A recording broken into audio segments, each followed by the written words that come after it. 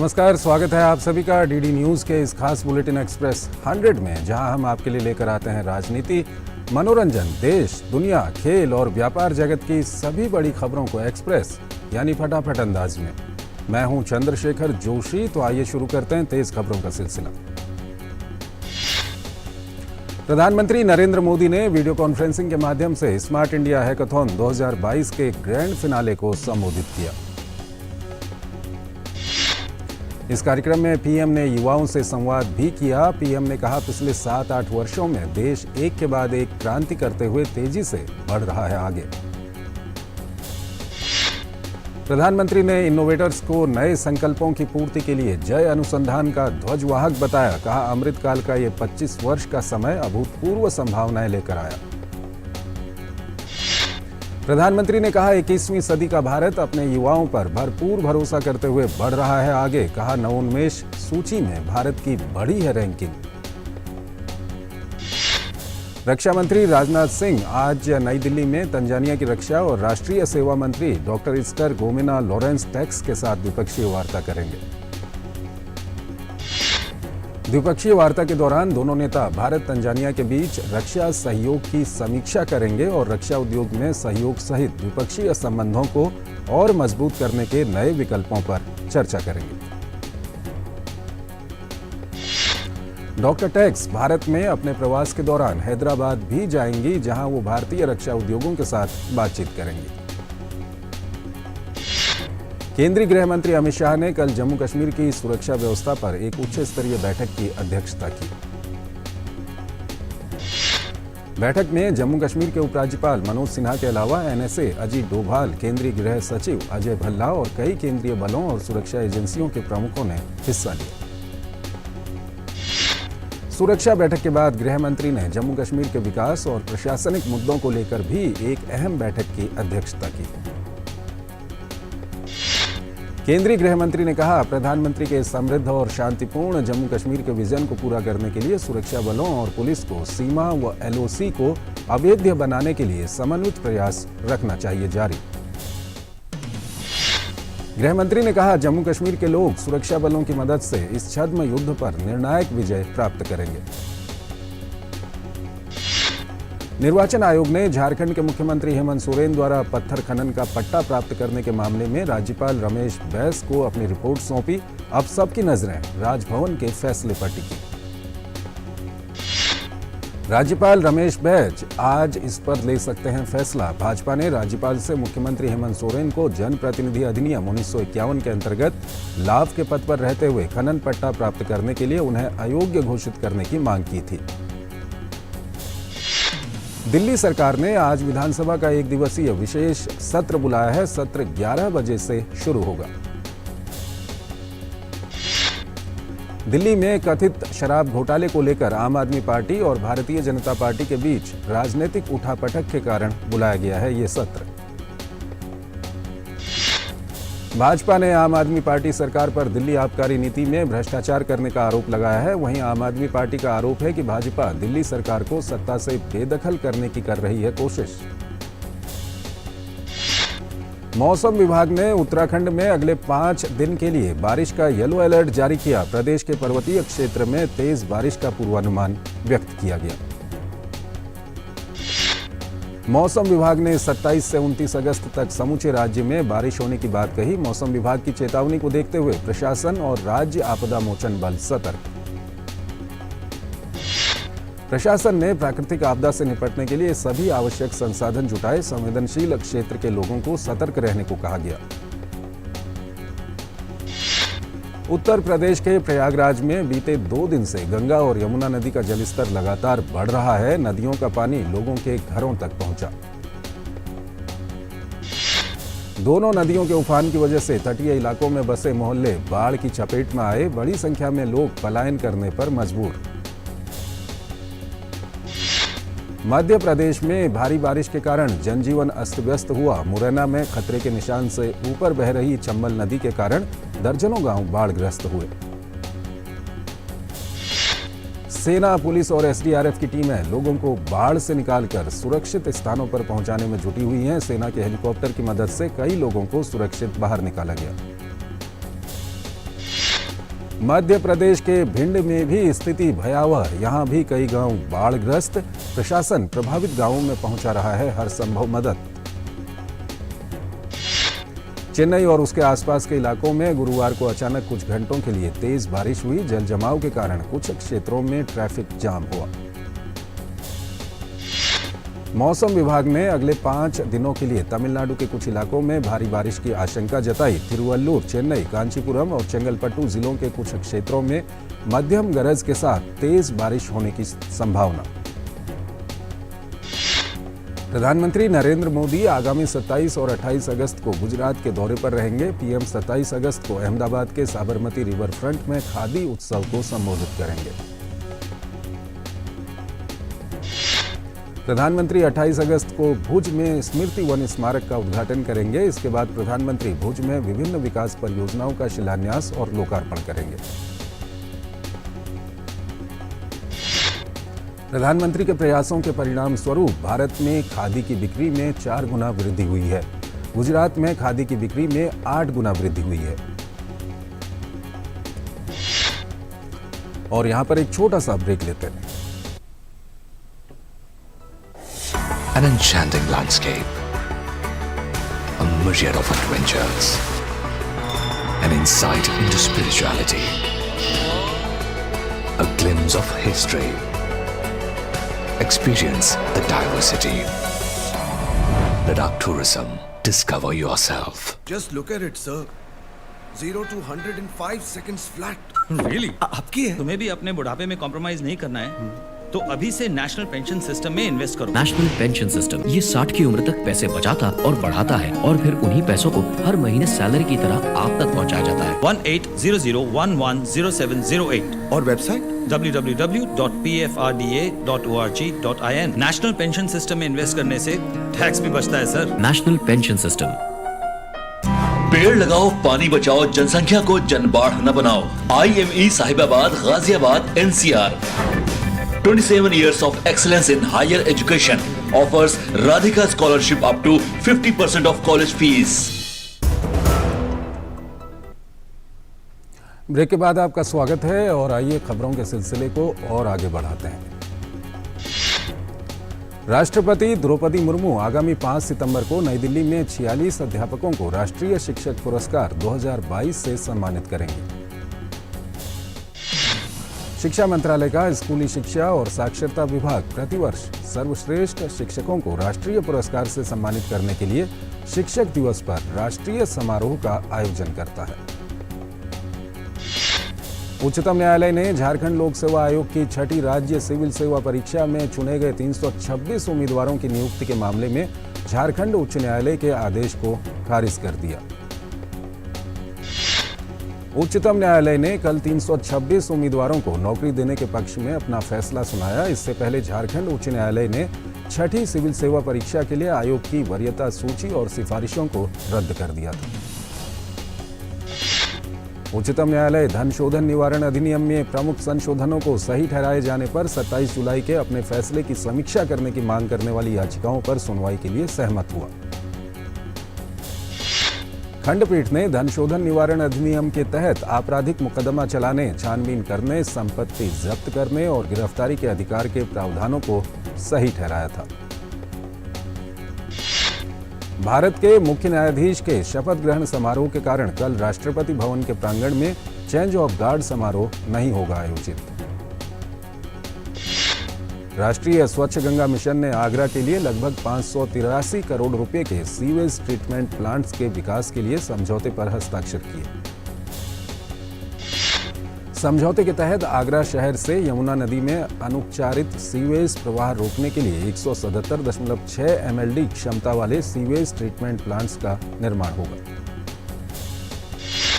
राष्ट्रीय कोविड रोधी टीकाकरण अभियान सफलतापूर्वक जारी। अब तक टीके की कुल 210 करोड़ 82 लाख खुराक दी गई। राज्यों और केंद्र शासित प्रदेशों को 200 करोड़ 32 लाख से अधिक टीके की खुराकें दी गई। वर्तमान में राज्यों केंद्र शासित प्रदेशों के पास लगभग 6 करोड़ 6 लाख अतिरिक्त और बिना इस्तेमाल हुई खुराकें मौजूद हैं। दूरसंचार कंपनियों को निजी संपत्तियों पर तार बिछाने या मोबाइल टावर अथवा खंभे लगाने के लिए किसी प्राधिकरण से मंजूरी लेने की जरूरत नहीं होगी। सरकार ने इस संदर्भ में हाल ही में मार्ग के अधिकार नियम को अधिसूचित किया है। देश का चीनी निर्यात 2022-2023 के सत्र में 28.57% घटकर करीब 80 लाख टन रहने का अनुमान है। इसका कारण पीछे का कम बचा भंडार और एथेनॉल के लिए अपेक्षाकृत अधिक मात्रा में गन्ने के उपयोग की संभावना है। देश के शीर्ष शिक्षाविदों का एक 24 सदस्यीय प्रतिनिधिमंडल स्कूली शिक्षा मॉडल और शैक्षणिक उपकरणों को समझने के लिए इजराइल के 5 दिन के दौरे पर है। मेरकॉम इंडिया की 2022 की रिपोर्ट के मुताबिक वर्ष 2022 की दूसरी तिमाही के दौरान छतों पर लगी सौर परियोजनाएं कुल सौर परियोजनाओं का 10% थे। इस साल की पहली छमाही में रूफटॉप सौर क्षमता पिछले वर्ष की अवधि की तुलना में 2% घटकर 845 मेगावाट रह गई। प्रौद्योगिकी क्षेत्र की दिग्गज गूगल ने भारत में नई ऑनलाइन सुरक्षा पहल की घोषणा की। इस पहल में लगभग 1 लाख डेवलपर्स को कौशल प्रदान करने के लिए कई शहरों में साइबर सुरक्षा रोड शो और सामुदायिक संगठनों को google.org से $20 लाख का डिजिटल सुरक्षा केंद्रित अनुदान शामिल है। मोदी सरकार के प्रणालीगत आर्थिक सुधारों ने भारत की व्यापक आर्थिक स्थिरता को बढ़ाया है। आरबीआई की मौद्रिक नीति समिति की सदस्य आशिमा गोयल ने कहा, इन सुधारों से किसी भी बाहरी झटके को झेलने की क्षमता बढ़ी है। प्रधानमंत्री नरेंद्र मोदी की अध्यक्षता में आर्थिक मामलों की मंत्रिमंडलीय समिति ने गेहूं या मैस्लिन आटे पर निर्यात प्रतिबंध रोक से छूट की नीति में संशोधन के प्रस्ताव को मंजूरी दी। इस निर्णय से आटे की बढ़ती कीमतों पर अंकुश लगेगा और समाज के सबसे कमजोर तबके के लिए खाद्य सुरक्षा सुनिश्चित होगी। रूस और यूक्रेन के बीच युद्ध से गेहूं की आपूर्ति व्यवस्था प्रभावित हुई है। इससे भारतीय गेहूं की मांग बढ़ गई है। सरकार ने देश में खाद्य सुरक्षा सुनिश्चित करने के लिए मई में गेहूं के निर्यात पर रोक लगा दी थी। भारत से गेहूं आटे का निर्यात इस साल अप्रैल-जुलाई में सालाना आधार पर 200% बढ़ा है। केंद्र सरकार ने खाद्य तेल निर्माता और आयातक कंपनियों को सलाह दी है कि वो पैकेट पर वजन की सही मात्रा घोषित करें। इसके लिए 15 जनवरी 2023 तक का समय दिया गया है। एमएसएमई क्षेत्र में सहयोग के लिए नई दिल्ली में सूक्ष्म, लघु और मध्यम उद्यम मंत्रालय और मॉरिशस के व्यापार, उद्यम और सहकारिता मंत्रालय के बीच संयुक्त समिति की तीसरी बैठक JCM आयोजित की गई। इस दौरान आपसी सहयोग से संबंधित 2 समझौता ज्ञापनों MOU पर भी हस्ताक्षर किए गए। राष्ट्रीय फैशन प्रौद्योगिकी संस्थान निफ्ट के एक नए परिसर ने दमन में काम करना शुरू कर दिया है। ये परिसर देश भर में चल रहे निफ्ट नेटवर्क में 18वां परिसर बन गया है। माइक्रो फाइनेंशियल सेक्टर ने मौजूदा वित्त वर्ष की पहली तिमाही में 57,842 करोड़ रुपए का कर्ज बांटा है। यह आंकड़ा पिछले साल की इसी अवधि के मुकाबले 2 गुने से अधिक है। दूरसंचार मंत्री अश्विनी वैष्णव ने कहा, देश के ज्यादातर हिस्सों में अगले 2-3 साल में द्रुत गति वाली 5G सेवाएं उपलब्ध होंगी। वैष्णव ने दूरसंचार बुनियादी ढांचे को तेजी से फैलाने की सुविधा के लिए 5G right of way application portal पेश करते हुए ये बात कही। प्रधानमंत्री की आर्थिक सलाहकार परिषद EAC-PM 30 अगस्त को इंडिया @100 के लिए प्रतिस्पर्धात्मकता रोड मैप जारी करेगी। सरकार ने खराब बैटरियों के पर्यावरण के अनुकूल निपटारे के लिए बैटरी कचरा प्रबंधन नियम 2022 अधिसूचित कर दिया। पर्यावरण मंत्रालय ने कहा, नए नियम बैटरी प्रबंधन और रखरखाव नियम 2001 का स्थान लेंगे। ये नियम सभी प्रकार की बैटरियों जैसे electric vehicle battery, portable battery, automotive battery और इंडस्ट्रियल बैटरी पर प्रभावी होंगे। मंत्रालय ने कहा, सभी तरह की खराब बैटरियां एकत्र की जाएंगी और ये पुनः प्रयोग, पुनर्निर्माण और संबंधित कचरा निपटारा स्थलों पर भेजी जाएंगी। गूगल ने कहा, उसने इस साल के शुरू से लेकर अब तक गूगल प्ले स्टोर से 2000 से ज्यादा पर्सनल लोन ऐप हटाए हैं। इन लोन ऐप को उपयोगकर्ताओं की सुरक्षा को पहुंच रहे खतरे की वजह से हटाया गया है।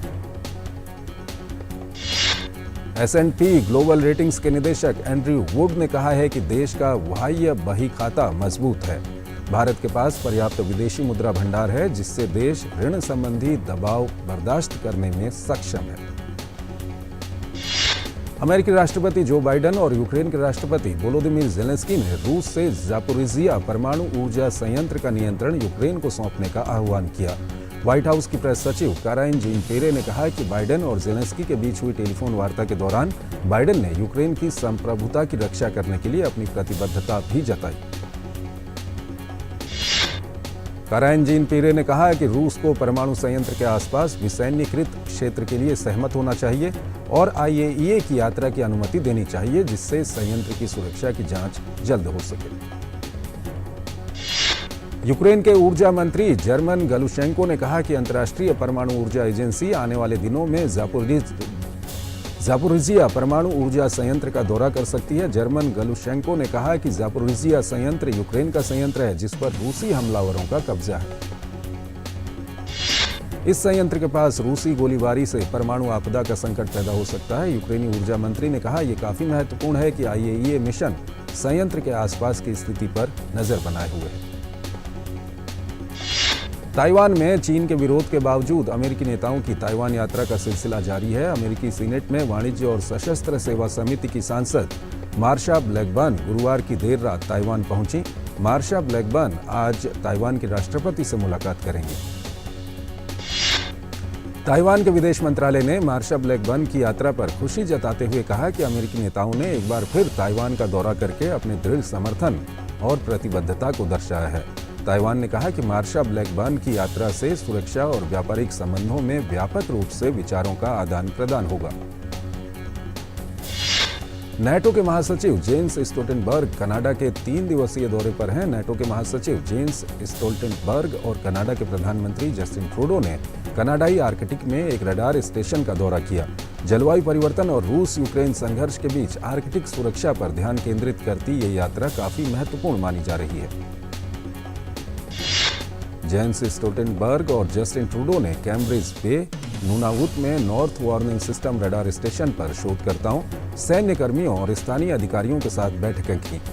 इस दौरान नाटो के महासचिव जेन्स स्टोल्टेनबर्ग ने कहा कि कनाडा नाटो और आर्कटिक दोनों के लिए महत्वपूर्ण है। जर्मनी के चांसलर ओलाफ शोल्ज ने नागरिकों के साथ एक संवाद कार्यक्रम में रूस यूक्रेन संघर्ष, गैस संकट और मुद्रास्फीति जैसे विषयों पर बातचीत की। ओलाफ शोल्ज ने कहा कि सरकार उच्च मुद्रास्फीति पर अंकुश लगाने के लिए कड़े उपाय करेगी। वहीं दूसरी तरफ ओलाफ शोल्ज ने रूस यूक्रेन संघर्ष पर कहा कि यूक्रेन की अखंडता और संप्रभुता दांव पर है, लेकिन हमारा लक्ष्य हमेशा यह है कि पुतिन युद्ध नहीं जीत पाए। यूक्रेन के राष्ट्रपति वोलोदिमीर ज़ेलेंस्की ने अंतर्राष्ट्रीय परमाणु ऊर्जा एजेंसी और अन्य विश्व निकायों से आग्रह किया कि रूसी सैनिकों को ज़ापोरिज़िया परमाणु संयंत्र से बाहर निकालने के लिए तेजी से कार्य करने की आवश्यकता है। ज़ेलेंस्की ने कहा कि परमाणु ऊर्जा संयंत्र पर रूसी सैनिकों की मौजूदगी से तबाही का खतरा लगातार बढ़ रहा है। इटली के विदेश मंत्री लुइगी डी माओ ने गुरुवार को यूक्रेन का दौरा किया। लुइगी डी माओ ने राजधानी कीव में यूक्रेन के राष्ट्रपति वोलोदिमीर ज़ेलेंस्की से मुलाकात की। ग्रीस में वायर टैपिंग घोटाले पर सैकड़ों की संख्या में लोगों ने सरकार के खिलाफ विरोध प्रदर्शन किया। प्रदर्शनकारियों ने सरकार से इस्तीफे की मांग करते हुए सरकार विरोधी नारे लगाए। वहीं ग्रीस के प्रधानमंत्री ने एक बार फिर दोहराया कि उन्हें सोशलिस्ट पार्टी के नेता निकोस एंड्रोलाकिस के फोन टेपिंग के संबंध में कोई जानकारी नहीं थी। ग्रीस के प्रधानमंत्री ने फोन टेपिंग को लेकर EYP के प्रमुख और अपने ही शीर्ष सहयोगी को भी बर्खास्त कर दिया। दक्षिण पश्चिमी अफ्रीकी देश अंगोला में राष्ट्रपति चुनाव को लेकर हुए मतदान में चुनाव आयोग ने कहा कि सत्तारूढ़ पार्टी के पास ठोस बहुमत है, लेकिन मुख्य विपक्षी दल ने विभाजनकारी चुनाव के परिणामों पर संदेह जताया है। अंगोला चुनाव आयोग ने कहा कि 97% से अधिक मतों की गिनती के बाद सत्तारूढ़ दल MPLA 51.7% बहुमत के साथ आगे है। वहीं विपक्षी दल यूनिटा को लगभग 44.5% वोट मिले हैं। चुनाव आयोग ने बार बार कहा है कि चुनाव निष्पक्ष और पारदर्शी था। सर्बिया और कोसोवो के बीच जारी तनाव को शांत करने के लिए यूरोपीय संघ और अमेरिका के राजदूतों ने सर्बियाई राष्ट्रपति से मुलाकात की। सर्बिया और कोसोवो के बीच तनाव का अहम कारण वाहन के रजिस्ट्रेशन प्लेट को लेकर है। दरअसल कोसोवो के उत्तरी इलाके में सर्बिया मूल के 50,000 लोग रहते हैं और वो सर्बिया के अधिकारियों और प्रशासन की ओर से जारी किए गए नंबर प्लेट का इस्तेमाल करते हैं। ये लोग इस बात को नहीं मानते हैं कि कोसोवो के पास नियमों को बनाने और लागू करने का अधिकार है। सर्बिया ने अभी तक कोसोवो की आज़ादी को अपनी मान्यता नहीं दी है। पाकिस्तान की एक आतंकवाद रोधी अदालत ने राजधानी इस्लामाबाद में एक रैली के दौरान पुलिस, न्यायपालिका और अन्य सरकारी संस्थानों को धमकाने के आरोप में पूर्व प्रधानमंत्री इमरान खान के खिलाफ पिछले सप्ताह दर्ज आतंकवाद के मामले में उन्हें 1 सितंबर तक अंतरिम जमानत दे दी है। पाकिस्तान में आर्थिक संकट और राजनीतिक अस्थिरता तो बढ़ ही रही है, देश में बारिश और बाढ़ ने भी जबरदस्त तबाही मचाई है। इसे देखते हुए प्रधानमंत्री शहबाज शरीफ की सरकार ने अंतर्राष्ट्रीय समुदाय से तुरंत मदद देने की गुजारिश की है। विश्व स्वास्थ्य संगठन की ओर से जारी रिपोर्ट के अनुसार दुनिया भर में बीते सप्ताह मंकी पॉक्स के मामलों में 21% की कमी आई है। सर्बिया के नोवाक जोकोविच नहीं लेंगे साल के आखिरी ग्रैंड स्लैम, यूएस ओपन में भाग, कोविड वैक्सीन नहीं लगवाना पड़ा भारी। इस साल ये दूसरा ग्रैंड स्लैम है जिसमें जोकोविच भाग नहीं ले पाएंगे। साल की शुरुआत में ऑस्ट्रेलियन ओपन से पहले भी जोकोविच को निर्वासित किया गया था। विश्व बैडमिंटन चैंपियनशिप में पुरुष युगल वर्ग में ध्रुव कपिला और एमआर अर्जुन की जोड़ी क्वार्टर फाइनल से हुई बाहर, इंडोनेशियाई जोड़ी ने दी मात। डूरंड कप फुटबॉल प्रतियोगिता में ईस्ट बंगाल क्लब और राजस्थान यूनाइटेड के बीच मैच गोल रहित ड्रॉ मुकाबले में ईस्ट बंगाल ने अपना दबदबा बनाकर रखा। वहीं आर्मी ग्रीन और सुदेवा दिल्ली के बीच खेला गया मुकाबला भी गोल रहित समाप्त हुआ। मैच में सुदेवा की टीम का जोर दिखा। आईसीसी T20 विश्व कप में भारत पाकिस्तान मुकाबले को लेकर आईसीसी ने 4000 टिकट और किए जारी। मैदान में खड़े होकर भी देख सकेंगे Bharat Pakistan match. Trent Boult को ऑस्ट्रेलिया के खिलाफ अगले महीने होने वाली चैपल हेडली वनडे क्रिकेट श्रृंखला के लिए न्यूजीलैंड टीम में शामिल किया गया। ऑस्ट्रेलिया के बल्लेबाज Chris Lynn Big Bash League के 11 मैच खेलेंगे और संयुक्त अरब अमीरात में होने वाली पहली इंटरनेशनल लीग T20 में भी भाग लेंगे। इंग्लैंड और दक्षिण अफ्रीका के बीच दूसरे टेस्ट मैच के पहले दिन इंग्लिश टीम का दबदबा रहा। दक्षिण अफ्रीका की पहली पारी 151 रन पर सिमटी। Real Madrid striker Karim Benzema UEFA player of the year चुने गए हैं। बेंजेमा ने पिछले सीजन में जबरदस्त खेल दिखाया। बेंजेमा ने 2021-2022 के चैंपियंस लीग सीजन में 12 मैचों में 15 गोल किए। साथ ही उन्होंने अपने शानदार खेल के दम पर रियल मैड्रिड को रिकॉर्ड 14वीं बार चैंपियंस लीग का खिताब दिलाया। यूएफा चैंपियंस लीग फुटबॉल प्रतियोगिता के ग्रुप स्टेज के ड्रॉ हुए घोषित लिवरपूल ग्रुप ए में नेपोली और रेंजर्स के साथ मौजूद। सबसे ज्यादा बार चैंपियंस लीग का खिताब जीतने वाली रियल मैड्रिड की टीम ग्रुप एफ में मौजूद। ग्रुप स्टेज के मुकाबले 6 सितंबर से शुरू होकर 2 नवंबर तक आयोजित होंगे। प्रतियोगिता का फाइनल मुकाबला अगले साल 10 जून को इस्तांबुल के अतातुर्क ओलंपिक स्टेडियम में खेला जाएगा।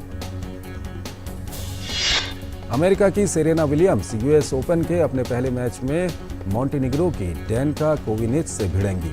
सेरेना विलियम्स यूएस ओपन के बाद संन्यास लेने का संकेत दे चुकी है। अभिनेता सनी देओल की आने वाली फिल्म चुप रिवेंज ऑफ द आर्टिस्ट 23 सितंबर को रिलीज होगी। फिल्म में सनी देओल, दुलकर सलमान, श्रेया धनवंतरी और पूजा भट्ट ने मुख्य भूमिका निभाई है। सूर्या की फिल्म जय भीम जब रिलीज हुई थी तब भी विवाद में रही थी और रिलीज के इतने समय बाद भी आज फिल्म विवाद में है। दरअसल जय भीम के खिलाफ कहानी चोरी के आरोप में एफआईआर दर्ज की गई है। तेलुगु अभिनेता महेश बाबू ने गुरुवार को आगामी तेलुगु फिल्म द घोस्ट के ट्रेलर का अनावरण किया, जिसमें नागार्जुन मुख्य भूमिका में है। तो इस बुलेटिन में फिलहाल इतना ही। आप बने रहिए डीडी न्यूज के साथ। नमस्कार।